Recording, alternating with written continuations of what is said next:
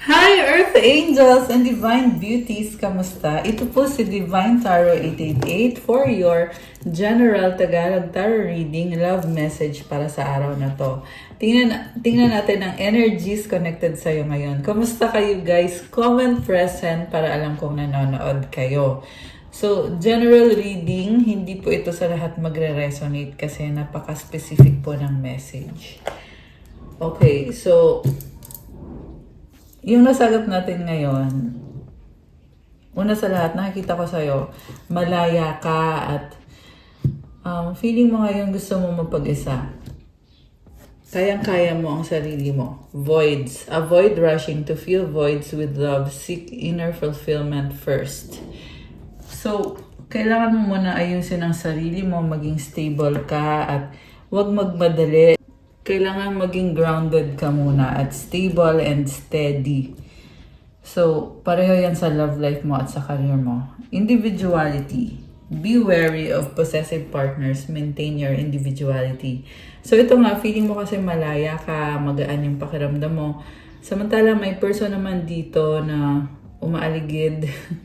This is a very possessive person. Gusto niya sa kanya ka lang. Parang feeling niya kasi may karapatan siya sa'yo. This is also someone na gusto kang kontrolin itong person na to, pero hindi ka niya makontrol, kaya wala siyang magagawa. And you are having faith. Mas malakas ngayon ang faith mo kay God na kahit anong mangyari, andyan siya at tutulungan ka niya. Hideaway. Make time to be with your person. Create your own special hideaway.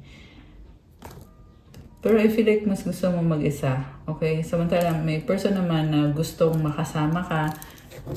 This person wants to spend time with you. Wish. Someone you wish for is coming into your life. Sparks. Keep the sparks flying. Surprise each other with gestures of love. Okay. Alam mo, nakikita ko sa'yo, marami kang wish ngayon na gusto mo mangyari sa buhay mo. And sinasabi dito na go lang kasi malaya ka naman eh. Huwag lang magmadali. Kailangan grounded ka. Prioritize mo muna kung ano yung pinakamahalaga para sa'yo. Unseen, love can be blind. Ensure you're not overlooking red flags. Huwag kang matakot. Kasi dahil nga sa malaya ka, andun naman yung fear na baka mali yung decision mo or pag nagkaroon ka ng person or pag nag-entertain ka ng love life mo, baka mamaya masaktan ka. So, yan yung pumipigil sa'yo. Although, nakikita ko dito yung kagustuhan mo na magkaroon ng steady relationship. Anticipation. Embrace the sweet anticipation of love's arrival in your life. It's coming. Okay. Parang alam mo na may person na meant to be para sa'yo. May nakikita kasi akong past person and present person.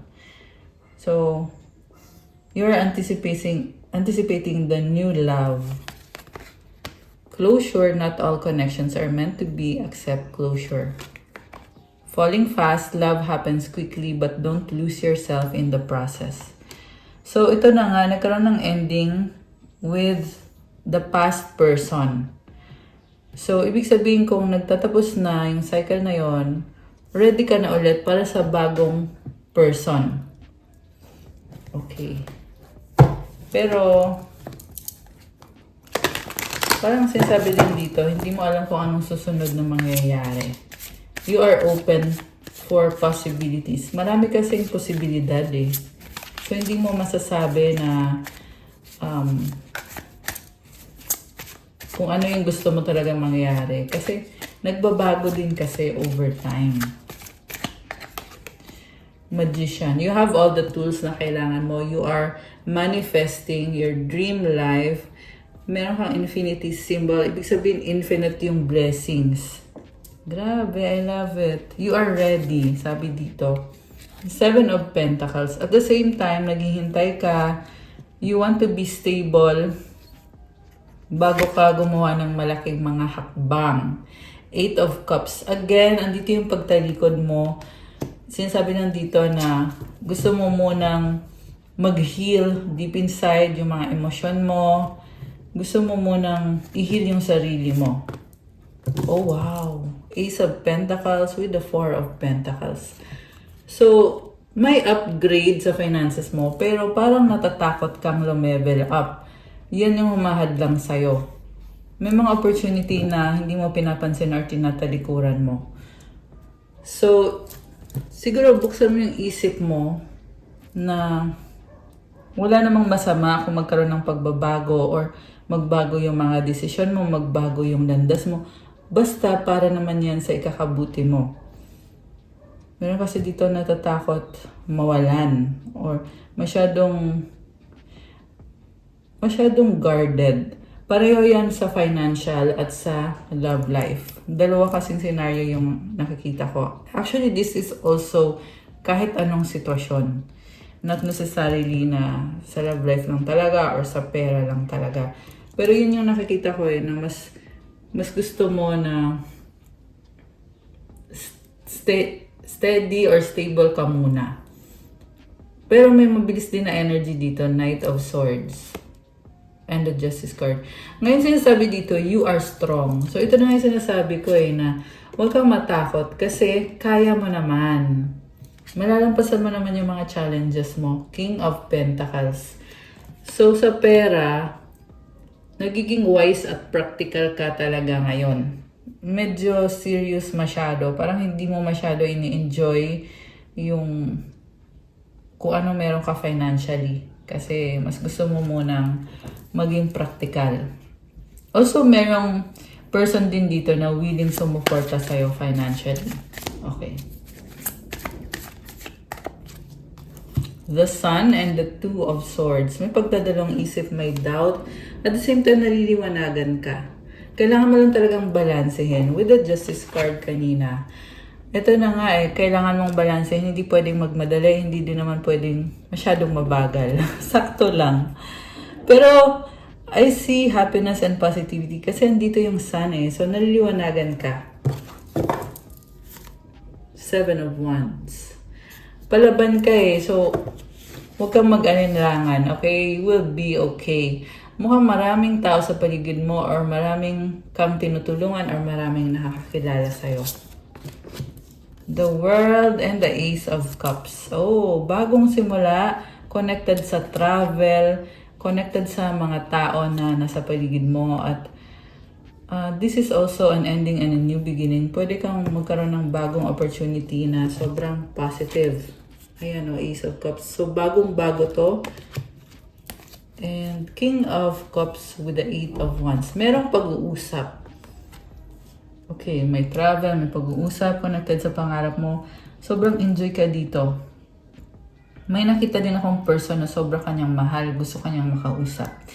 So, itong person na to, connected siya sa emotions niya This is a water sign, Cancer, Pisces, or Scorpio. Although this can be any sign. Meron din ditong fire sign, Aries, Leo, or Sagittarius. Ang gusto niya mangyari is magkaroon ng pag-uusap sa inyo at magkaroon ng changes sa relationship niyo kasi gusto niyang i-enjoy yung company mo, yung relationship niyo. Gusto ka niya, mahal ka niya. Okay, yan yung nakita ko dito kay King of Cups. Okay. So, ano bang gusto mangyari nitong si King of Cups? Nine of Swords. Hindi kanya maalis sa isip niya. Feeling niya may unfinished business kayo or hanging yung mga bagay-bagay. Ten of Pentacles. May pinagsamahan na kayo So, pinoproblema niya yon. Page of Pentacles. Oh, okay. So, gusto niya i-pursue itong connection na to. Kasi nakikita kanya someone na nagbibigay ng stability sa kanya. Ayun nga lang, something is hanging. Bakit? Ayan hanging. Overthinking siya. Siya daw nag-aalala. Pero mahal ka nitong person na to. And then, gusto niya mag-apologize. Oh my gosh. May gustong mag-sorry. Gusto ka din niyang kausapin. Okay? I know nasabi ko na yon. So, tingnan natin Gusto kong malaman, ano pa ba ang mga energies connected sa'yo at dito sa person na to. Gamitin natin itong kulay pink na oracle cards na ginawa ko to para sa inyo. Okay.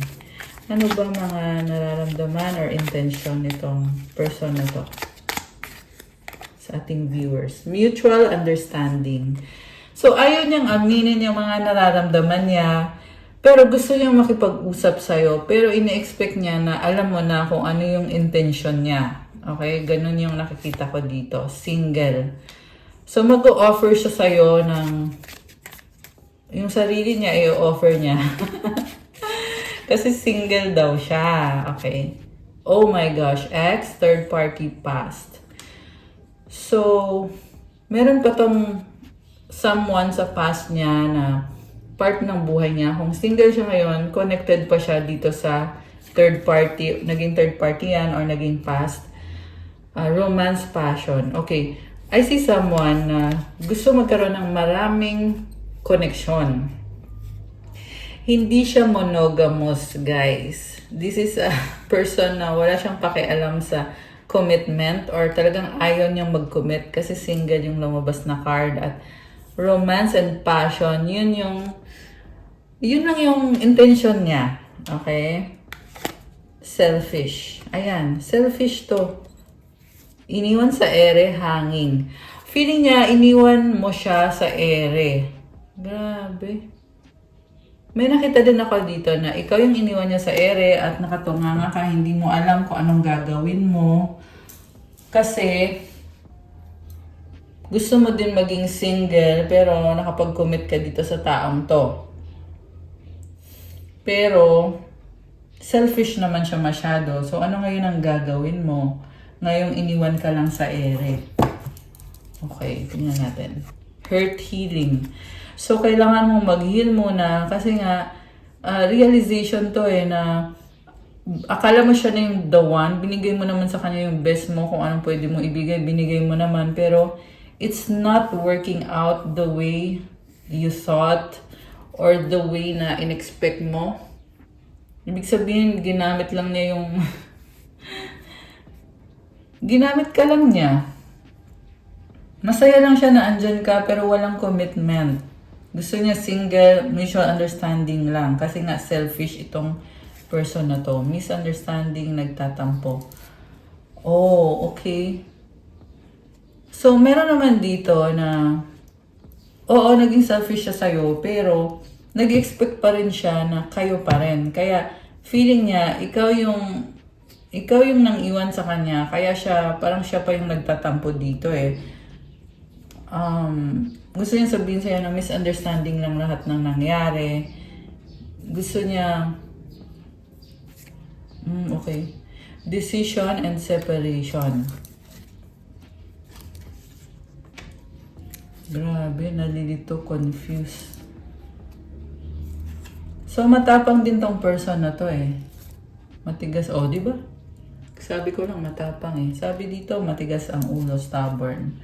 Ibig sabihin, nung nagkaroon ng ending sa relationship nyo, ayaw naman niya talaga mangyari yon, pero siya mismo, hinayaan niya mangyari yon kasi feeling niya, magiging masaya naman siya kasi nga matigas ang ulo niya at isa pa, meron naman siya mga options. Tingnan mo to, thank you, next. Grabe, matigas ang ulo. Ano din siya, parang napahiya ka sa kanya kasi parang baliwala ka lang talaga. Ayan. Ganyan yung nakikita ko dito Again, hindi naman to sa lahat magre-resonate, okay? Pero kung kayo naman yung nag-resonate, mag-comment kayo dyan para alam ko. Tingnan mo, secrets, nagtatago. So, nagtatago siya. Tinatago niya yung mga ginagawa niya, yung mga kausap niya. Marriage. Yung iba sa inyo guys, ikinasal siya, hindi niya sinabi sa'yo. Or nasa isang committed relationship siya, pero nagtatago siya. Ayaw niyang malaman mo yung totoo. Flirting, malandi. So, meron naman dito, kayo yung ikinasal, pero may iba siyang person na malandi siya. Flirting siya dun sa person na yon. Secret feelings, love you so much. So ito nga yung totoo na kahit ganyan yung mga ginagawa niya, pero secretly, sobra kanyang mahal. Kaya din, ayaw niyang malaman mo yung sikreto niya. Kaya siya nagtatago kasi ayaw niyang masaktan ka. Pero at the same time, patuloy lang siya sa ginagawa niya kasi nga, matigas ang ulo niya. Okay, ipipilit niya pa rin yung mga ginagawa niya. Pero sinasabi naman dito, mahal kita, I love you. Ayan. Okay, grabe. Nakakaloka siya. So, kuha pa ako ng more messages kasi gusto kong tingnan ano pa ba ang nangyayari or ano bang sitwasyon nitong person na to. So, pa-like po ng video kung hindi nyo pa nalalike. Pa-subscribe, comment kayo kung bago lang ba kayo dito or kung suki ko ba kayo. Okay. So remember guys, kung hindi naman po para sa inyo yung reading or hindi kayo interesado sa ganitong klase ng pagre-reading, huwag nyo nang panoorin. Maraming pwedeng ibang video na panoorin. I'm ready to come clean. I can't lose you again. Oh. So, ito na nga. Gusto ka nga niyang makausap. Kaya daw magka-come clean na siya para hindi ka na mawala sa kanya. So, nakita ko dito, gusto ka niya ngayon. As in, ngayon na. Gusto niya ibuhos yung emosyon niya sa'yo. Do you still think about me? Do you still want me? Do you still love me? I need to know if I should move on. I'm hurting. So, siya ngayon yung nasasaktan. Okay, kunyari naman wala siyang ginawa. Baka nakalimutan na niya yung mga ginawa niya sa'yo. Or, ang gusto lang talaga niya mangyari is mag-move on kayo. Pero, ikaw naman, wala ka namang assurance na loyal ba siya sa'yo. Kasi, naloko ka na niya isang beses, dalawang beses, or higit pa. Diba? So, ang problem ngayon is kung babalik to sa buhay mo, will it be a committed relationship, honest, faithful, or ganun pa rin? Yun yung problem. I love variety, but there is something about you I just can't resist. So, ito na nga, gusto niya talaga ng maraming options. Nag-e-enjoy siya na marami siyang mga iba-ibang options. Tapos, feeling niya, may something sa'yo na talagang na-attract siya. Okay? Ang nakikita ko dito sa person na to ay hindi siya nag-heal, codependent siya sa'yo. Kaya, kung akong tatanungin mo, wag na lang. Dapat na i-manifest mo is someone na nakapag-heal na. Yung taong kaya niyang mag-isa, kaya niyang sarili niya, para by the time na makilala niyo isa't isa, then bonus na lang yon kung kayo man yung magkakatuluyan. Diba? I keep looking at your pics and not to mention the videos we made. OMG, I will never delete them. So, nagsistalk sa itong person na to, lagi daw niya tinitingnan yung picture mo or picture ninyo or video. Karmic partner interference. Ayan, meron talagang other person and nag-i-interfere. Ibig sabihin, parang bigyan pumasok sa isip ko, parang teleserye na sinasabotahe yung magandang relationship at gustong agawin yung itong person na to. I'm sorry I put my career before you. I'm trying to get out of that. I'm willing to put in the time and effort now because I don't want to lose you. So, stuck siya sa pangit na sitwasyon. Pero still, nalulungkot siya kasi ayaw niyang mawala ka. So, hindi mo naman problema yon. Okay? I'm used to getting my way but you put me in my place. So, sa'yo lang daw siya napahiya kasi mukhang ikaw lang din ang may karapatan na magsabi ng totoo sa taong to na mali nga yung ginagawa niya. Na papalit-palit siya ng partner or masyado siyang maraming sabihin na natin, marami siyang karelasyon.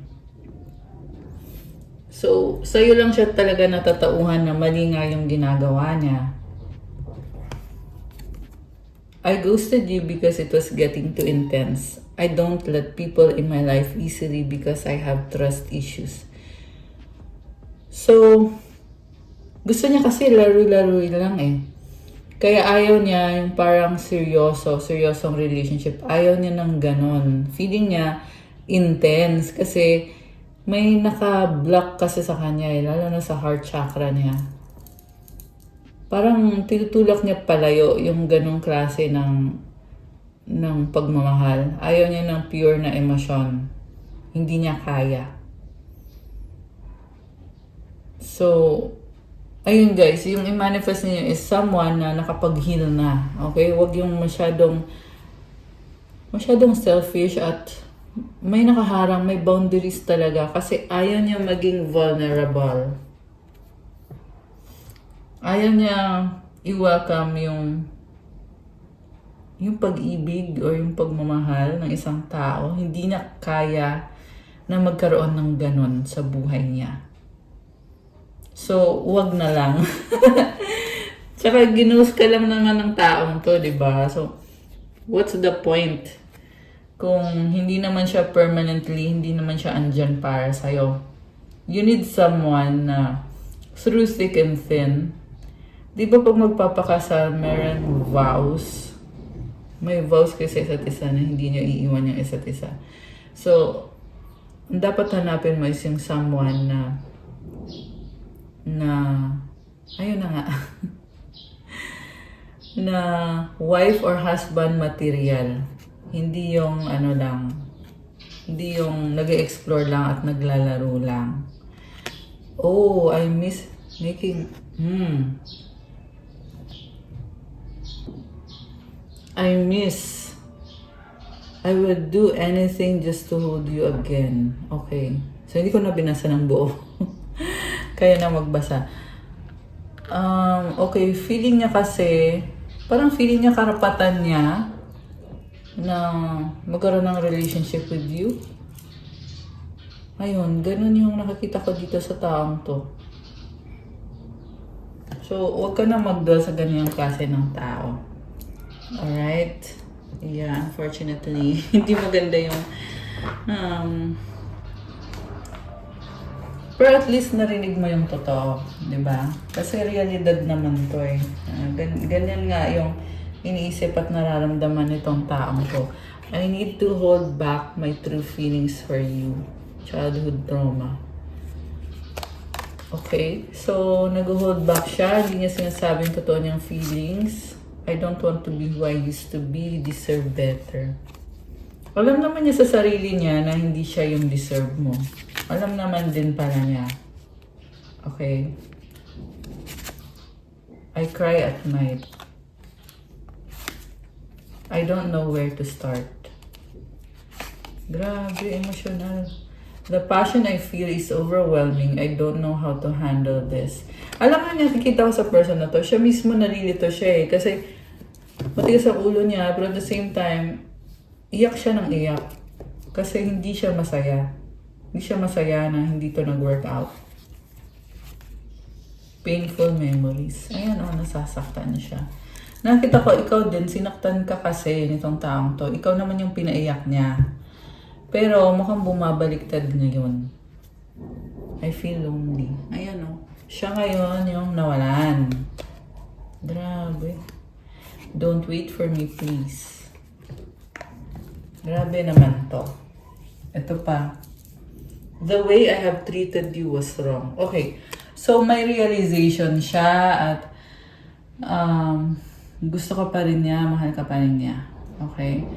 Pero sa totoo lang, di naman mag-work out to eh. Lalo na pag merong karmic na humahad lang. Ayan o, karmic partner interference. At isa pa, siya mismo,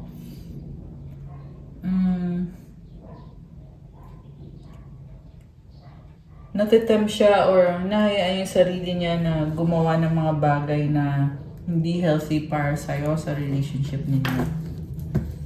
Yeah, for that reason, hindi ko marirecommend itong klase ng person. Pero, nagtatry naman siya. Oo, nagtatry naman siya.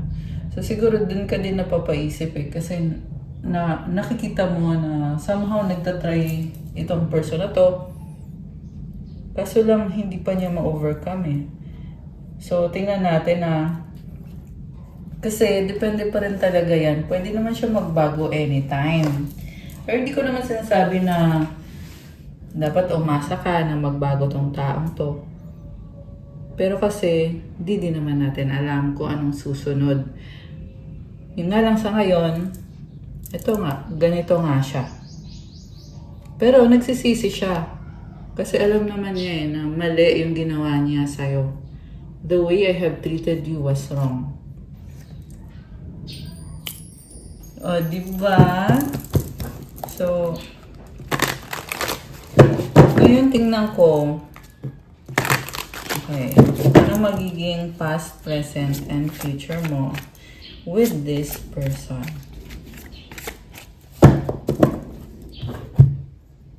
Okay. Anong magiging past, present, and future mo with this person? Oh my gosh. So, sasakit lang ulo mo. Ay, sorry. Natawa na lang ako. Sasakit lang daw ulo mo. Sa taong to. Okay. So, may magandang balita at may hindi maganda. So, grabe. Actually, hindi kayo okay ngayon, no? So, una sa lahat, hindi siya loyal sa'yo, may iba siya. Siya mismo nagigilty siya sa ginagawa niya. And then, ngayon walang pag-uusap, no contact kayo, or kung meron mang pag-uusap, may distance eh. And sinasabi din dito, anytime pwede naman kayo mag-usap, pero mas pinipili nyo na wag na lang. Okay, overall energy is the Queen of Pentacles.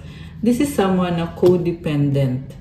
Ibig sabihin, kailangan ka niya kasi may gusto siyang kunin sa'yo or may gusto siyang gawin mo para sa kanya.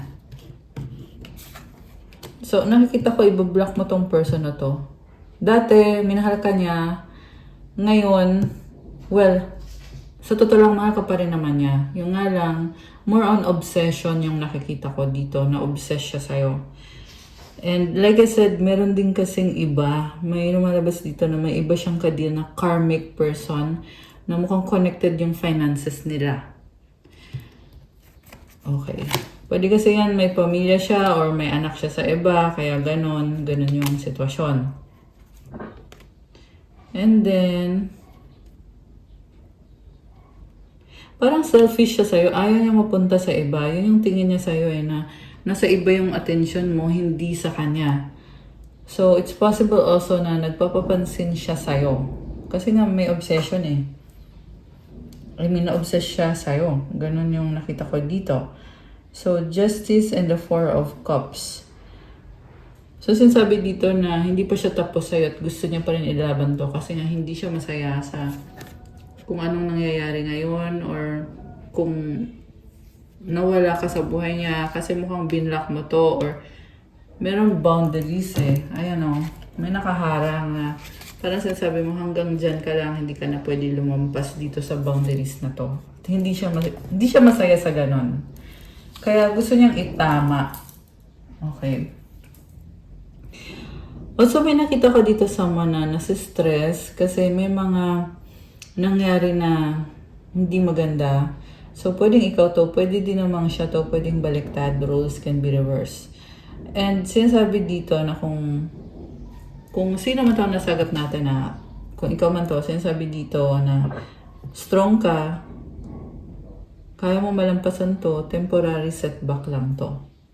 Kailangan mo pa rin mag-move forward para sa mga pangarap mo. And sinasabi din dito na maparaan ka, you are very independent and practical. Wag lang magmadali. Just keep it steady. Kasi, ma-overcome mo itong mga challenges mo.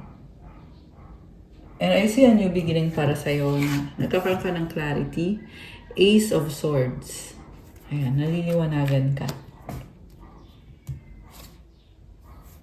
Okay, the Fool. So, nadadown ka eh. Pero sabi din dito, andun yung opportunity para magsimula ulit. Wow naman, the Lovers is here. Wow, guys. Alam mo, sabi dito, may person kasi dito eh. Di ba sabi ko nag-cheat siya sa'yo? Kasi sabi dito ngayon, willing siyang talikuran yung kabit niya or yung other person or yung karmic or kung sino man to. Willing siyang talikuran yon at i-risk. Let go yon para sa'yo. Parang ano eh. Parang twist of fate. Nabigla din ako doon ah. Okay. So may ganong factor. Sabi ko nga sa inyo eh, nagbabago kasi. Pero hindi mo din naman alam. So, malalaman mo lang kung talagang nagdesisyon ka na bigyan ng chance itong connection na to. So, hanggat hindi mo binibigyan ng chance, hindi mo din malalaman kung kayo na nga ba yung magkakatuluyan. Diba? Ayan o, Three of Swords. Kasi naliwanagan siya eh, na hindi niya kaya pag wala ka, masakit sa kanya. Okay. So, ayoko lang magsalita ng patapos. Basta yun yung nakita ko dito, nasasaktan siya nang wala ka. Oh, death. So, ending na to. Alam mo, pag merong ending, may bagong simula din, guys. Ganon kasi yun. Sa tarot, hindi naman ibig sabihin porkat merong ending, wala na. Tapos na hindi ganon yun. Pag meron kasing ending, ibig sabihin, magkakaroon ulit ng pagbabago or panibago na naman. So, ito din yung kind of person na talagang natatauhan. Ayan, ganun yun. The Hanged Man and the Eight of Swords. Sa ngayon, hindi pa siya makamove or ikaw hindi ka makamove dahil nasa ending stage pa eh. So, kailangan mo munang kumalma, kailangan mong bumangon ulit, mag-try ulit.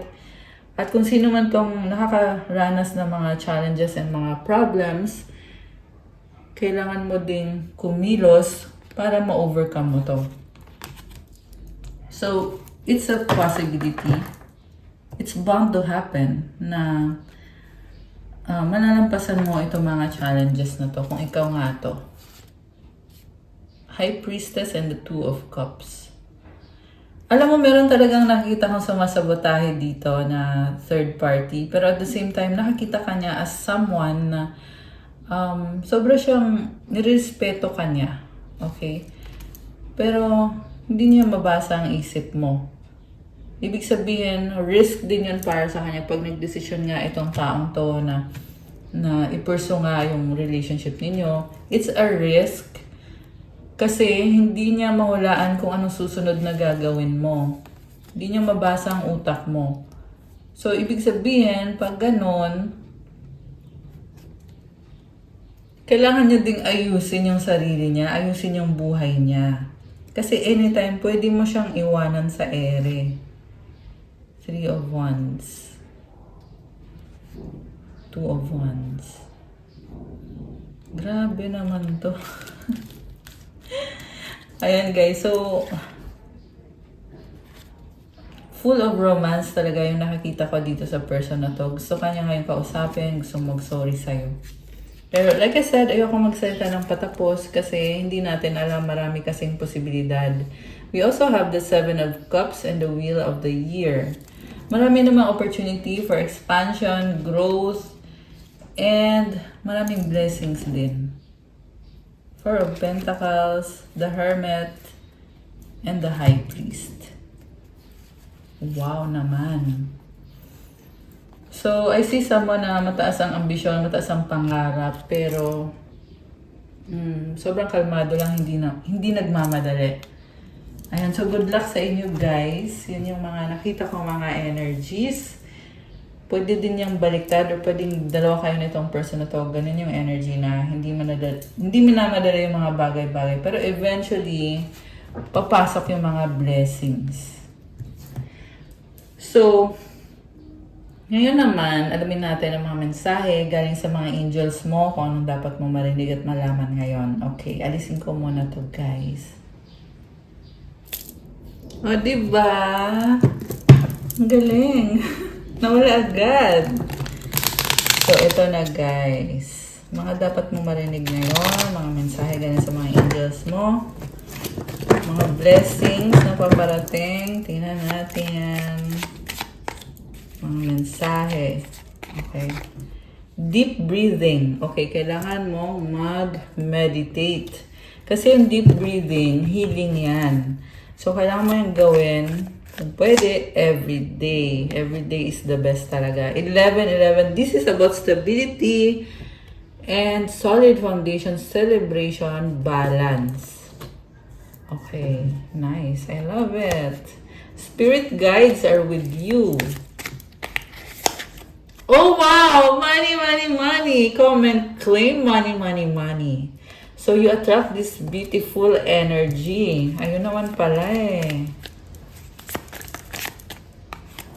Cleansing energy. So, paano ba mag-cleanse? Linisin mo muna yung bahay mo, yung space mo, syempre yung physical body mo. Tapos, ayun, mag-pray ka, mag-fasting ka. Yan, cleansing po yan. So, nalaglag to. Love is in the air. Ayan. Also, guys, cleansing energy, gumamit ka ng crystals. Tutulong ang mga crystals to cleanse you, your body, at cleanse yung paligid mo. Actually, marami akong crystals dito. Maliban dito sa mga nakikita niyo, marami pa. Just saying. Kasi kailangan mo yung tulong ng crystals to give you, para mag-cleansing and also to give you positive energy. Hindi ka agad napapagod at binibigyan ka ng good energy. Tinutulungan ka na makapag-focus. At marami pang benefits, iba-ibang benefits. Let me know kung kailangan nyo itong mga crystals na to. Marami akong mga crystal bracelets na gusto i-share sa inyo. So, message nyo na lang ako. Okay? Lahat ng mga crystal bracelets pag galing sa akin, may blessing, may rituals, at prayers and intentions para sa'yo. Ayan. Love is in the air. Oh, I love this. Parang ang gaan ng energy. My love. Okay. Salve Regina. This is actually Mama Mary. Okay. Ano pa?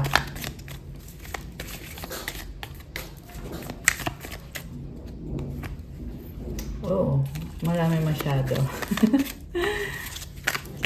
Isa lang. 55, it symbolizes change, and sacral chakra, it means creativity. 666, ito naman, may kailangan kang baguhin sa sistema mo. Okay. 1, 2, 3, huwag magmadali, one step at a time lang. Oh, you have the infinity symbol. It means you are attracting blessings infinitely. So, tuloy-tuloy lang yung manifestation mo, na-attract mo lahat. Okay, infinite abundance. Okay, tumalon, itong help others. So, yung pagtulong mo sa iba, binibless ka rin. The more na tumutulong ka sa ibang tao. You have a new beginning. Comment, claim new beginning. Ayan, guys. Meditation. Kanina may deep breathing, ngayon naman meditation. Ayan, dito yung alaga ko ngayon, kaya medyo may nag-iingay dito. Wait lang. Meron pa ba? Wala na. I think okay na eh. Kind heart.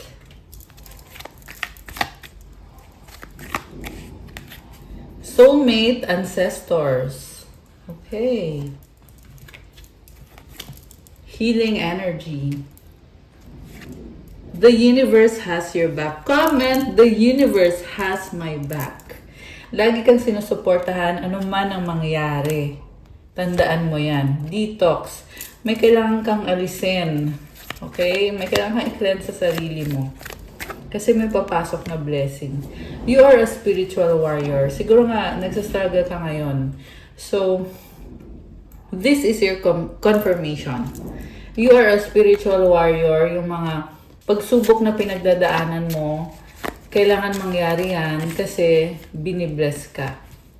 Solar plexus chakra, you are very authentic and confident sa sarili mo. Kaya ipagpatuloy mo yan, laban lang. And we have Proverbs 16:3, commit your works to the Lord and your plans will be established. Kung may mga plano ka na gusto mong ma-achieve, may wini-wish ka, sabihin mo lahat kay God.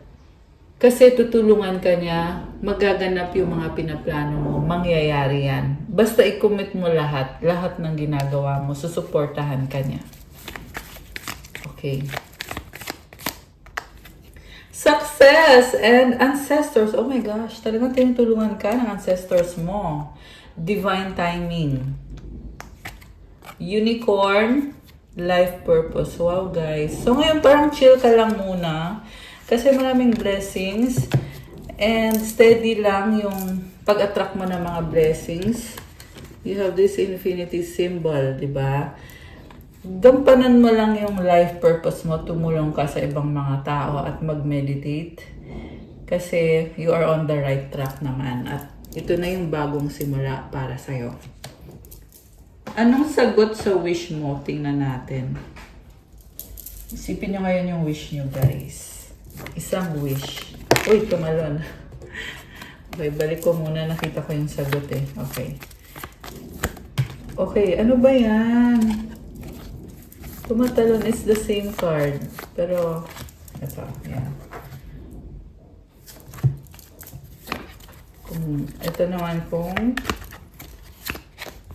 hindi, mamaya ka na sabihin. Basta mag-wish ka na lang dyan.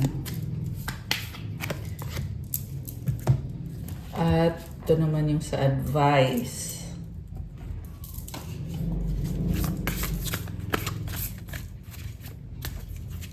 Okay. Ready ka na ba? Nabuksan natin ang sagot sa wish mo. I mean, ito na. Comment, I'm ready. Kung ready ka nang malaman ang sagot sa wish mo. Comment, I'm ready. Okay, ito na guys. Ang sagot sa wish mo ay reconsider. Pag-isipan mo daw ulit or itry mo daw ulit. Ibig sabihin may something na hindi nag-work out, ano? Kaya sinasabi ng angels mo, itry mo ulit, laban ka ulit. Baka medyo nagkamali ka or baka may kailangan ka pa munang ayusin. Kung kailan mangyayari ang wish mo, it's not the right time right now. Okay? Ibig sabihin, meron din talagang tamang panahon. Sabi nga kanina, divine timing. Ito oh. Ayan. Advice sa'yo is, if you believe. Ayan. Maniwala ka, maging positibo kasi ibibigay naman yan sa'yo sa tamang panahon. Advice is doubt and challenges. Offering all to the divine doesn't mean negativity never arises, but you can say, free me from this prison of doubt. I cast this burden to you. Show me your will and restore me to faith and confidence. So, alisin yung doubt sa sistema mo. Kailangan mo yun isurrender kay God at hilingin mo na alisin yung doubt. Lahat ng burden mo, isurrender mo na lahat at maniwala ka, have faith.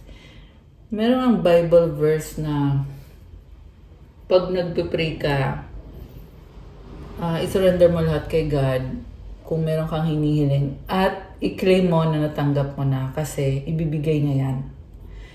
At i-pray mo din na ipakita niya sa'yo kung ano yung will niya para sa'yo at ibalik niya yung faith mo at yung confidence mo sa sarili mo. So siguro nga nawalan ka ng confidence, kaya ka nagda-doubt. Pero, like I said, isurrender mo yan kay God. Hanggang sa dumating sa point na maalis na yung doubt na yan at mapalitan na ng positivity at ng faith. Unbearable situations throw you directly into God's arms if you are open. Please take over divine and guide the right actions. Please take this burden and show me your will. So, pinapabalik ka kay God. Kaya mo nararanasan yan para bumalik ka kay God. At buksan mo daw ang isip mo at ang sarili mo. Hayaan mo na mag-take over si God sa buhay mo at gabayan ka sa tamang action or sa kung ano yung dapat mong gawin. Again, sinasabi ulit dito na isurrender mo yung burden, isurrender mo yan kay God. Kasi papakita niya sa'yo kung ano yung will niya para sa'yo. Challenges lang yan. Si God yan. At kahit ano pwede niyang ibigay sa inyo. Ayan guys. So, comment, I surrender everything to God. Comment, show me your will, oh God. Comment nyo dyan, guys. And, comment mo din, I have faith in you, oh God. Comment nyo dyan, guys. Para maklaim nyo na to. At masurrender nyo na ng totoo. At ng buong buo. Ayan. Okay, guys. That's all for our love message. Thank you for watching. Please like, comment, subscribe, hit the notification bell. Kung kailangan nyo ng one-on-one session, pwede kayong magpa-private reading. Message nyo ko sa Viber or sa WhatsApp. Nasa description box po yung Viber tsaka yung WhatsApp ko. Tingnan nyo po dyan. At yun lang. So, yung one-on-one session, talagang mabibigyan ka ng kasagutan na para sa'yo lang. Thank you, Earth Angels and Divine Beauties. I love you guys. God bless you all. Stay safe. See you again soon. Bye!